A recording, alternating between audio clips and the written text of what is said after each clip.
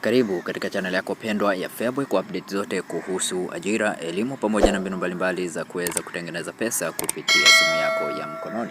Katika video ya leo nitakwenda kuonyesha jinsi ya kuweza kuangalia matokeo ya kidato cha pili pale yatakapoweza kutoka. Hatua ya kwanza, ingia katika Google kwenye simu yako. Baada ya hapo search neno NECTA.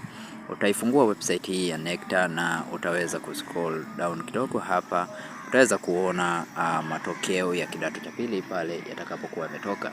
Utagusa hivi vidoti vitatu, alafu utakuja sehemu hii ya result, na baada ya hapo utakuja kwenye hii FTNA, maana yake ni Form 2 National Assessment. Sehemu hii utaweza kuona linki ya matokeo ya 2025. Baada ya hapo basi utagusa linki hii hapa ili kuweza kufungua matokeo hayo na kuweza kuyaona namna hii. Kwa hapa sasa utachagua jina la shule ambao unataka kuangalia matokeo yake. Unaweza ukachagua kulingana na hizi alphabet hapo juu. Baada ya hapo utaweza kuchagua jina la shule ambayo unataka kuangalia matokeo yake. Utagusa hiyo shule na baada ya hapo utaweza kuona matokeo ya shule hiyo. Hii ni jinsi ya kuweza kuangalia matokeo haya pale yatakapotoka. Matokeo haya bado hayajatoka, lakini yanakaribia kutoka ndani ya siku hizi chache. Kwa hiyo hakikisha umeangalia video hii ili kuweza kujua namna gani ya kuweza kuyapata matokeo haya pale yatakapotoka.